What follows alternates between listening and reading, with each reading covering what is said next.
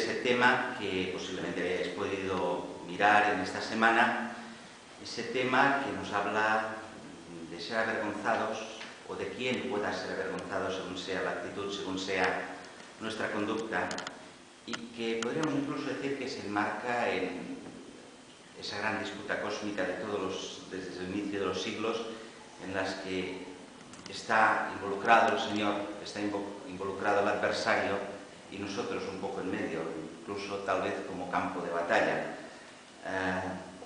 Hermano Di Pardo vemos en el año 91, hacía por tanto 19 años prácticamente que fue dada esa conferencia, y aunque en ese fragmento que nos ha leído Jordi hay cosas preciosas, profundas acerca de Cristo que se entregó para podernos salvar de esa pauta que se nos da de cómo debemos vivir, que tantas veces nos hemos comentado, ese que vivamos en este siglo templada, justa y piamente, aunque hay tantas cosas preciosas aquí, ese mismo es una palabra preciosa como lo es toda la Biblia en sí misma, que dice adornen, para que adornen toda la doctrina de nuestro Salvador Dios. Quizás es una doctrina tan preciosa, tan perfecta, que más que un adorno que sería el accesorio, aquello que sería la plasmación de esa doctrina, lo que nosotros podamos hacer, comportarnos, más que eso no podría tener otro adorno porque es tan preciosa en sí misma. Aunque, como os decía, hay todas estas cosas y muchas más que sin duda están contenidas aquí, donde se centró el hermano aquel tema que es el punto principal de esa conferencia, es ese versículo primero que nos dice: palabra sana y irreprensible, que el adversario se avergüence, no teniendo mal ninguno que decir de nosotros, de vosotros. Vamos a orar y a comentar brevemente ese tema. Venimos a ti, Señor, una vez más, te damos gracias por tu cuidado hasta aquí, te pedimos que sigas teniéndolo, que nos bendigas al poder compartir tu palabra y que nos bendigas, Señor, al recordar las maravillas que tú has hecho en medio nuestro. Suple todas las deficiencias, todas las carencias, y que tú puedas ser glorificado en medio nuestro. Te lo pedimos en el nombre del Señor Jesús. Amén. Como han cantado los jóvenes, Señor, tú estás aquí y no es comprensible ese amor tan grande que nos tiene, pero que es cierto que nos tiene. Partiendo de esto, de ese amor, de esa realidad, que el Señor está aquí, podemos mirar un poquito acerca de lo que nos dice aquí en este versículo.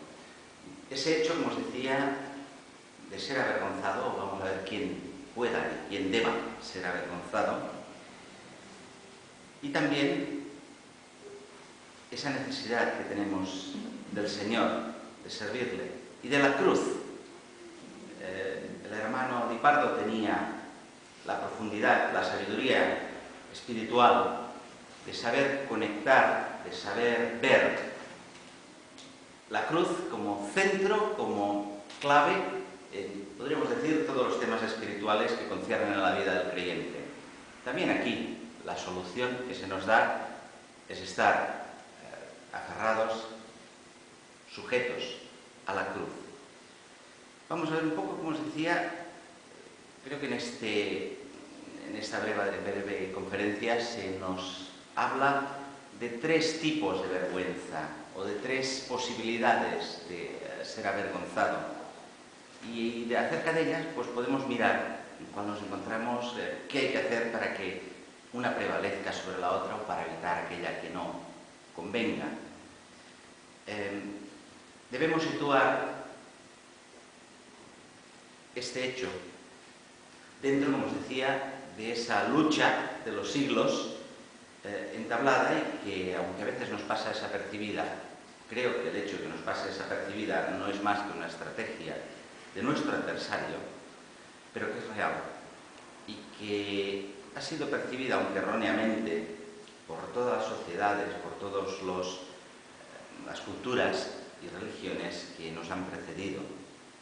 En ese versículo, como vemos, nos habla del adversario que se avergüence, no teniendo mal ninguno que decir de vosotros. Podríamos decir, en primera instancia, habla de un adversario que podría ser cualquier persona, y no es tampoco descartable. Cuando cualquier adversario, cualquier persona que pueda venir a recriminarnos, dudando de la palabra del Señor, y quiera pillarnos, digamos, en ello, no puede hacerlo porque no tenga mal que decir. Pero básicamente aquí nos habla de un adversario con mayúscula, aquel que en Apocalipsis 12 es definido como el que acusa a los hermanos, o que también encontramos en el Salmo 119, 42, cuando nos dice que a mi avergonzador responderé que he amado tu palabra. La palabra como remedio, como antídoto, aquel que ya se nos define como adversario, y adversario sabemos que es aquel que es contrario, que no busca el bien de uno, sino más bien todo lo contrario. Como os decía, quizás conviene enmarcarlo en todo lo que sería la cosmogonía, y son palabras que suenan muy grandes y lo son, por eso será muy breve lo que podemos comentar. Como os decía, muchas religiones, muchas culturas han percibido una lucha entre el bien y el mal. Lo han enfocado de manera equivocada. Creo que hoy en día hay dos opciones. Normalmente, ignorando la realidad, la que nos plantea la Biblia, solo hay dos posiciones. Una, que es la actual, el negar la existencia de ese mal. Todo es bueno, por tanto, aún el mal es bueno, ya no existe la lucha. Ya no vamos a preocuparnos de aquel que es nuestro adversario. Y otros que sí perciben ese bien y ese mal, pero se ha planteado siempre como un dualismo, ¿no? Una igualdad de fuerzas, y el avance de la historia, el progreso de la humanidad está vinculado a esa lucha de seres espirituales, pero como os digo, está planteada como en igualdad. A veces prevalece el mal, a veces prevalece el bien, y de eso pues depende cómo pueda funcionar nuestro caminar. La palabra no nos dice eso. La palabra sí nos dice claramente, y de eso partimos, que existe el mal. Sí nos dice claramente que un ser creado, y creado como uno de los más preciosos y perfectos que así ha sido creado, se rebeló. Por tanto, la existencia de este adversario de Satanás es real. Se rebeló y quiso usurpar, ocupar, diríamos que locura, pero también nosotros a veces hacemos locuras, el lugar que le corresponde al único que es creador. Es una absurdidad, ¿verdad? Uno que es capaz de crear y su criatura que le dispute ese lugar. Como criatura, y ya vemos la limitación que existe por muy perfecto que sea. Este es el caso.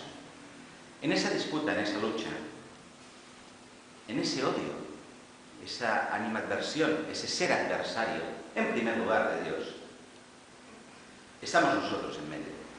Nosotros, como pueblo de Dios, como aquellos que hemos creído en nuestro Dios, nos hemos beneficiado de su obra salvadora y que formamos parte de esa obra también maravillosa y perfecta que es la Iglesia. El adversario quiere estropear, quiere empobrecer esa obra de nuestro Dios. Es aquí donde nosotros estamos. Digamos, sí que existe, no en plan de dualidad. La diferencia es absoluta. No es que a veces venza el mal, a veces venza el bien. No. El bien finalmente y para siempre ha vencido. La victoria ya está consumada. Entre tanto, el Señor está esperando y sabemos todos los eventos que tienen que suceder.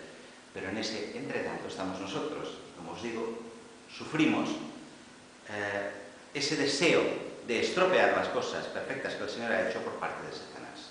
Aquí es donde nosotros nos encontramos. Y el adversario quiere avergonzarnos. El adversario quiere que tengamos ese malestar, esa mala situación espiritual, y que pueda así pues presentarlo ante el Señor. Mira, como el hermano decía aquí también, quizás de decir, tu Dios no te ha podido guardar, fíjate, yo te he hecho caer y tu Dios no te ha podido guardar. Qué bien, poquito, eso es una de las tácticas que nuestro adversario utiliza. Pero como veíamos aquí en este tema, en esta conferencia, como os decía, hay tres tipos de vergüenza. Una es ese que el adversario nos quiere avergonzar. Cuando el adversario, el hermano planteaba delante de los símbolos, como tendremos ocasión de hacer esta tarde, al hacer ese análisis interno, tenemos que decir, qué mal, otra vez he vuelto a fallar, qué vergüenza, porque he tenido que he caído y no he andado adecuadamente. Eso es un tipo de vergüenza, que es triste en el sentido que tenemos la posibilidad, siempre aferrados a la cruz, como también aquí se nos dice, de vencer al pecado.